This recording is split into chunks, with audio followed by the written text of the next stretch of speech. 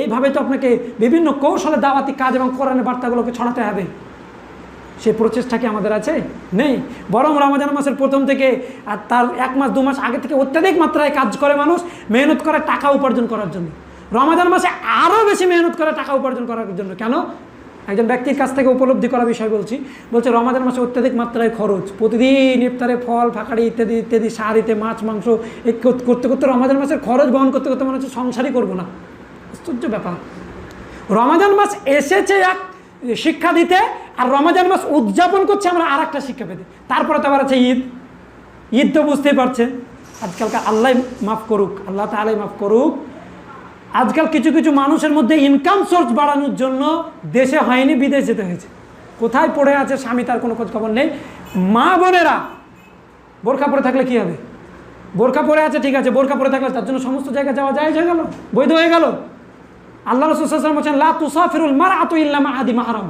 কত বড় কথা আল্লাহ রাসূল সাল্লাল্লাহু আলাইহি ওয়াসাল্লামের। লা তুসাফিরুল মারআতু ইল্লা মা আদি মাহরাম। কোনো মহিলা সফর করবে না একাকী, কোনো মাহরাম পুরুষ ব্যক্তিকে, মাহরমকে যার সঙ্গে তার চিরস্থায়ীভাবে বিবাহ, কোনোদিন কোনোভাবে কোন দিক থেকে বিবাহ বৈধ হবে না, এমন মাহরম পুরুষ ছাড়া কোনো মহিলা যেন একাকী সফর না করে। আর একাকী চলে যাচ্ছে বাজার করতে। ঈদের কথা যেটা বলছিলাম, ওই 15টা রমজান মাসের পর থেকে বহরমপুর আর বেলডাঙ্গায় দুটো আমাদের বড় বড় বাজার, সারগাছিতে এখন মার্কেট পরিণত হয়েছে, ছোটোখাটো মার্কেট, এখানেও দেখতে পাবেন। কাপড়ের দোকানগুলোকে খালি দেখবেন।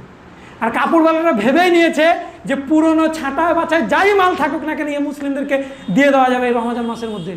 আরে ভাই, এত কাপড় থাকার পরেও 5,000 10,000, আর পাশের বাড়ির মানুষগুলোকে শোনাচ্ছে যে আমি 15,000 টাকার বাজার করেছি। 500 টাকার একটা জামা পরেও দিন কাটিয়ে দেওয়া যায়, সমস্যা হয় না। কিছু ভাই যাদের বাস্তব জীবনের উপলব্ধি করার কিছু কথা বলছে, ভাববেন। প্রত্যেক ভাই এখানে যারা আমরা উপস্থিত আছি, কম বেশি আমাদেরও মন মানসিকতা থাকে ভালো কাপড় পরবো, খরচ করি। আমার অপারক নেই, আপনি ক্রয় করেন, আমি নিষেধ করছি না আপনার প্রয়োজনের তাগিদে, কিন্তু আপনাকে আমি ভাবতে বলছি। কিছু কিছু ভাই সত্যিই রয়েছে যাদের কাছে অর্থ নেই, কিন্তু দিনের জন্য প্রচুর কিছু করার আশা আকাঙ্ক্ষা রয়েছে, সময় রয়েছে। সময় না থাকলেও সময় ব্যয় করছেন, কিন্তু অর্থ না থাকার কারণে তারা সেই কাজটা করতে পারছেন না। তো এই ঈদকে উদযাপন করার জন্য যে প্রথমে রমজানের শুরু থেকে নিয়ে শেষ পর্যন্ত বল করছি, এখানে 5,000 10,000 টাকা ইনভেস্ট না করে, 5,000 10,000 টাকা খরচ না করে, ওটা আপনি দিনের পথে ব্যয় করার জন্য সেই টাকাটাকে ব্যয় করেন। ইনশাআল্লাহ তাআলা আজিজ একদিন দেখবেন যে দিন সুউচ্চ জায়গায় গিয়ে পৌঁছেছে। চেষ্টা করেন।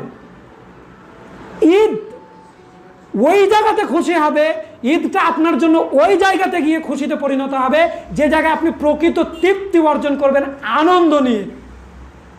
আরে এই ঈদের বাজার করাটাকে যদি আপনি খুশি মনে করেন, ঈদ উদযাপন মানে মুসলিমদের জন্য খুশি, ঈদ শব্দের অর্থ খুশি, এটাকে যদি আপনি খুশি মনে করেন বাজার করাটাকে, আমি বলবো আপনার জন্য সব থেকে দুঃখজনক হচ্ছে ঈদের বাজার। কেন?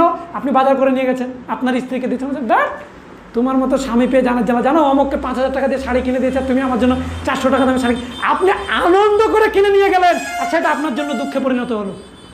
সুতরাং ঈদ আনন্দ ওই জায়গাতে নয়।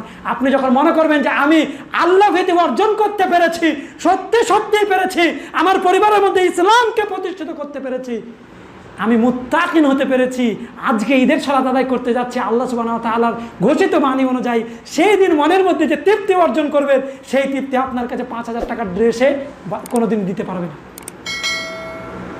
আপনার স্ত্রীকে যেদিন আপনি হেদায়েত মানে দিতে পারবেন, মুত্তাকিন বানাতে পারবেন, রমজানের সিয়ামটাকে গ্রহণ করা মাঝে একটা মা বোনদের জন্য বলি, আপনারা তো এখানে অনেকজন বিবাহিত রয়েছেন, একটা কথা বলি, তাদের উপরে অত্যাচারটাকে ছাড়েন। এই জন্য বললাম অত্যাচার ছাড়েন। আপনি কোনোদিন উঠেন না, আপনি কোনোদিন উঠেন রাত্রি জেগে সাহারি রান্না করার জন্য? উঠেছেন? কোনোদিন উঠেন না। যদি কোনোদিন দেরি হয় কি বলেন, কেমন বউ বিয়ে করে নিয়ে আসলাম, সাহারির জন্য আজকে রান্না করতে উঠতে পারলো না। আরে প্রতিদিন সার্ভিস দিচ্ছে, একদিন দিল না, সে কেমন বউ হয়ে গেল? আর আপনি প্রতিদিন ঘুমাচ্ছেন আর আপনাকে ডেকে তুলে সাহারি খাওয়াচ্ছে, সহযোগিতা করেন। আপনিও ওঠেন, রমজান মাস ঘুমের মাস না ভেবে কিছুক্ষণ 2-3 ঘন্টা ঘুমালে যথেষ্ট, শরীর তৃপ্তি পেয়ে যায় 2-3 ঘন্টা ঘুমালে। বাকি সময়টা স্ত্রীর সঙ্গে তাসবিহ তাহলিল তার সঙ্গে করেন। তাসবিহ তাহলিল করার পাশাপাশি তাকে রান্নার কাজে সাহায্য সহযোগিতা করেন, এটা আপনার জন্য নেকি বরাদ্দ রয়েছে। এই কাজগুলো আমরা না করে ভুল পদক্ষেপগুলো করি। কেমন করি? ও দেখা যায় অনেক সময় যে স্ত্রীরা বাড়িতে কী করে, সারাতে টাইম অতিবাহিত হয়ে যায়, সালাতের টাইম অতিবাহিত কেন হয়ে যায়? আপনার আমার জন্য খাবার তৈরি করতে, তারপরে তারা কোনোদিন সুনাম সুবিচার পায় না। সুতরাং খাবারের মাস বানিয়ে নেবেন না রমজান মাসকে। অন্যান্য মাস তো খাচ্ছেন, সকালে খাচ্ছেন, 10টার সময় খাচ্ছেন, দুপুরে খাচ্ছেন, বিকেলে আবার নাস্তা করছেন, আবার রাত্রে গিয়ে খাচ্ছেন, তারপরে ঘুমাচ্ছেন। তো রমজান মাসে একটু কম খান। রমজান মাসে খেতে পায় না, সারাদিন মানে উপোস থাকতে হবে, সারাদিন খেতে পাবো না। আল্লাহ তাআলার বিধান এখন কড়া, মানুষও দেখবে সমস্যা, তাই এখন ওকে ওই ইফতার সাজিয়ে নিতে হবে, একদম লম্বা থালা নিয়ে খেতে হবে। খাওয়ার মাস বানিয়ে নিয়েছে রমজানকে, যে মাসকে আল্লাহ তাআলা বলছেন সিয়ামকে দিয়েছে আল্লাহ সুবহানাহু ওয়া তাআলা কিসের জন্য? লাআল্লাকুম তাত্তাকুন, মুত্তাকিন হওয়ার জন্য। কোনো প্রিপারেশন নাই। কোরআন মাজিদকে একদিন তুলে ধরে এরকম করে প্রথম মানে কোরআন মাজিদটাকে খুললো না, খুলে পড়লো না। আল্লাহ তাআলা বলছেন আলিফ লাম মিম যালিকাল কিতাবু লা রাইবা ফীহি হুদাল লিল মুত্তাকিন। প্রথম শব্দ আল্লাহ তাআলা মুত্তাকিনের ট্রেনিং দিচ্ছে, আর সিয়ামকে আল্লাহ তাআলা ফরজ করেছেন মুত্তাকিন হওয়ার জন্য। তো এখানে আল্লাহ তাআলা বলছেন যে এই গ্রন্থটা যালিকাল কিতাব লা রাইবা ফীহি হুদাল লিল মুত্তাকিন, মুত্তাকিন যারা হতে চায় তাদের জন্য এই গ্রন্থে কোনো সন্দেহের অবকাশ নেই। মানে এই গ্রন্থই পারে তাদেরকে মুত্তাকিন দিতে। ভাই, আপনি মুত্তাকিন হবেন সিয়াম অনুযায়ী। কয়দিন কোরআন মাজিদ থেকে আপনি কয়টা আয়াতের অনুবাদ পড়লেন? কি করে চেঞ্জ করবে আপনার জীবন? সিয়াম কী করে চেঞ্জ করবে? সিয়াম অনুযায়ী আপনাকে যে কার্যকলাপ কোরআন মাজিদ বলছে সেটা করতে হবে।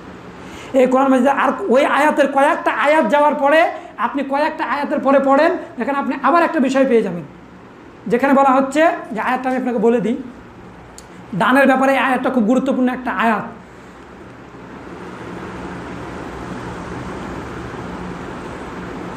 আল্লাযীনা ইউমিনুনা বিল গায়ব ওয়া ইউকিমুনাস সালাতা ওয়া মিম্মা রাযাকনাহুম ইউনফিকুন। তারপরেরই আয়াত আল্লাযীনা ইউমিনুনা বিল গায়ব, যারা আল্লাহর প্রতি বিশ্বাস স্থাপন করলো, ওয়া বিল ইয়াউমিল আখির, ওয়া ইউকিমুনাস সালাত, এবং সালাত প্রতিষ্ঠা করলো, ওয়া মিম্মা রাযাকনাহুম ইউনফিকুন, এবং তাদেরকে যা রুজি দিয়েছি সেই রুজি থেকে তারা আল্লাহর রাস্তায় ব্যয় করলো। দান রমজান মাসে বেশি করেন। কোথা থেকে করবেন? আপনি 100 টাকার ফল কিনেছেন, ফল 100 টাকার কিনতে হবে না, 50 টাকার ফল কিনেন, দেখেন পরিবারে ইনশাআল্লাহ তাআলা আপনার ওই ফল দিয়েই ইফতার করা হয়ে যাবে। আর 100 টাকা নিয়ে গেলে কী হবে? খেতে পারবেন না, বলবেন যে নামাজ পড়ে গিয়ে আবার খেতে হবে আমাকে। ওই খাওয়ার চিন্তাভাবনা থেকে যাবে। খাওয়ার চিন্তাভাবনা ত্যাগ করে 50 টাকা আপনি দাওয়াতি কাজের পিছনে ব্যয় করেন। বরকত আসবে, আপনার ধনসম্পদের প্রতি বরকত আসবে। তো সার্বিকভাবে যে কথাটাকে মূল্যায়ন করতে চাইছিলাম, যে মেয়েদেরকে একটু সুযোগ সুবিধা দেন, মুত্তাকিন হওয়ার, পরেজগার হওয়ার, পড়াশোনা করার, তাদেরকে শুধু দিন রাত খালি খাবারের পিছনে ব্যস্ত রাখিয়েন না।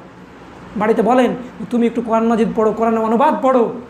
অনেক মানুষ আছে যারা পড়তে জানে না, তারা স্ত্রী পড়তে জানে, স্ত্রীকে বলেন না, স্ত্রীকে বলছে খাবার রান্না করো, খাবারের টাইমে খাবার দিতে হবে। এগুলো না করে তাদেরকে একটু সাহায্য সহযোগিতা করেন মুত্তাকিন পরেজগার মহিলা হওয়ার জন্য।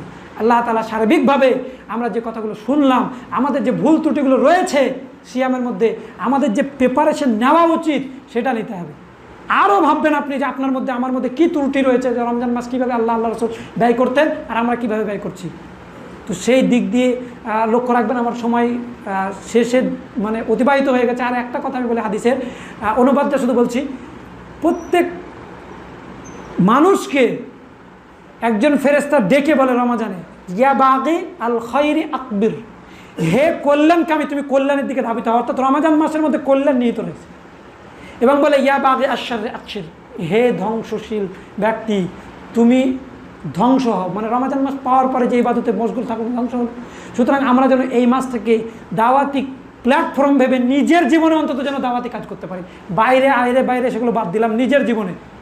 তো এখানে যারা উপস্থিত আছি আমরা এতটুকু প্রতিজ্ঞাবদ্ধ হন। আমি কথা দিয়ে নিচ্ছি না আপনাদের কাছে, আমাকে কথা দেন না, আপনি আল্লাহর সঙ্গে প্রতিজ্ঞাবদ্ধ হন যে আল্লাহ আমার মধ্যে যে ভুল ত্রুটি রয়েছে, আমরা সেই ভুল ত্রুটিকে আজ থেকেই শুধু তোমার সন্তুষ্টি অর্জনের জন্য সাহাবায়ে কেরাম যেভাবে ছেড়েছিল আমরা পরিত্যাগ করলাম। বলেন আল্লাহ তুমি আমাদেরকে কবুল করো, আল্লাহুম্মা আমিন। এবং যারা এই যাদেরকে কয়েকটা মানুষকে দেখতে পাচ্ছি দাড়ি চাছা এবং ছাটা, এদেরকে বলছি এটা মুত্তাকিনের পরিচয় নয়। তো সিয়াম যত আপনার কাছে এসেছে, এই রমজান মাসের পরে যেন আপনার এই কার্যকলাপ না থাকে, আপনি নিজেকে চেঞ্জ করেন মুত্তাকিনের দিকে। লাআল্লাকুম তাত্তাকুন, আল্লাহ কিন্তু ফরজ করেছেন সিয়ামকে মুত্তাকিন হওয়ার জন্য। একটা কথা বলে যে পুরো বয়সটা আল্লাহ তাআলা হিসাব নেবেন যে কোন কাজে ব্যয় করেছো। তো সিয়ামের হিসাব আল্লাহ তাআলা হয়তো নিতে পারেন যে তোমাকে মুত্তাকিনের জন্য সিয়াম দিয়েছিলাম, তুমি কেন হওনি। সুতরাং সেই কাজে ব্যয় করেন। আল্লাহ তাআলা যেন আমাদের এই প্রচেষ্টাকে কবুল করেন। আমরা যেন কোরআন মাজিদকে বেশি বেশি পড়ে মুত্তাকিন হতে পারি, সিয়ামগুলিকে পালন করে ফরজ আদায় করে সেই সিয়ামের মাধ্যমে যেন আমরা মুত্তাকিন এর পথ অবলম্বন করতে পারি। আল্লাহ রাব্বুল আলামিন তৌফিক দান করেন।